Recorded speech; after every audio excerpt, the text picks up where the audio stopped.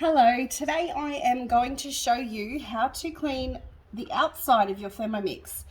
So especially if children are using your thermomix, it can get messy pretty quickly. So here's the aftermath of one of my sons using it. So just in case you're stuck with a few little tips on how to clean it, I thought I'd show you how I clean it. So as expected, give what you can a nice wipe. Now, what you need to remember are these little symbols will work in Thermomix will actually scrub off if you spray and wipe them. So just warm soapy water, like as in palm olive dishwashing sort of detergent is all you need. A Chuck's cloth or a cloth similar to this, and just popping it, fold it up a few times and just shimmy it behind your button to get out any crumbs that may be under there.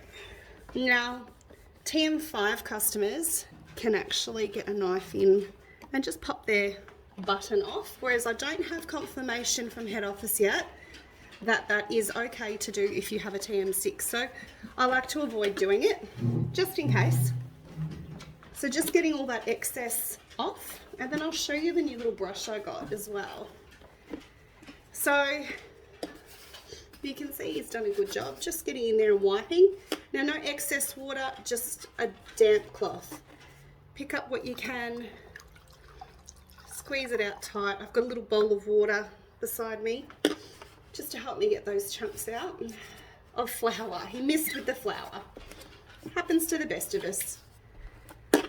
Now, these arms. We just got this really cool little brush. I'm just taking it out of its box. So it's got two attachments that you can use. So one looks like a bit of a paintbrush and one looks like it'll be awesome for these arms. So just dry off the screen once you do clean it. Now, if you're into cleaning cloths and you have Enyo, the diamond one, or Co, or anything like that, yeah, those cloths do make it sparkle. They really do. But if you don't have to use it. This is just a microfiber cloth I grabbed from Bunnings. That's in my household cleaning things. They're not that expensive and they're great for cleaning in the house in general, let alone your Thermomix. So you can see that looks much better. Now, these little brushes, they're not tiny.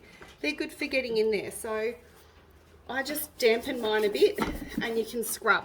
So if you don't have one of these, what you can do is hold a cloth under the arm and just spray some water, or maybe like at the most a vinegar sort of solution. Make sure it doesn't run down your Thermomix, and get in and give it a good shimmy to get it all off. Just to do that, if any is stuck right under and you don't have the cloth from the mix shop yet, you can just, there's a lot of shimmying to clean the Thermomix. You can get in there and do that. Of course, these little brushes make life easier, but and this will be great for the base here. But like I said, if you don't have it, there are other options. Just make sure it doesn't drip down onto everything. So being very careful with it, and just a shimmy behind those little bits there. Give them a dry off, and we're nearly as good as new. So the other thing, it's really important to have a clean and dry screen.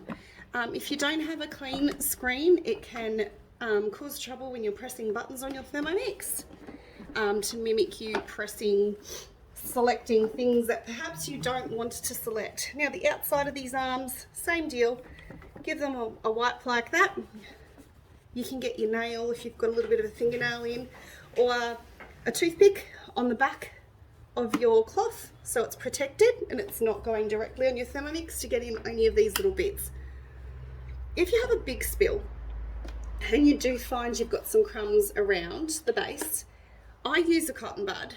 Now, that is just very, very lightly damp. It is not wet. If you touch it, you can hardly feel that there's water there.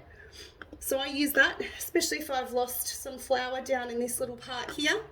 I like to just hold it and give it a little wipe like that. Give it a wipe in there. Now, again, no liquid is to go in here. So this is just enough so it'll pick up that flour. So giving it all a really good wipe over, and then you're right to go. Good as new. All right, well, I hope it's helped you today, and I will talk to you again soon. Thank you.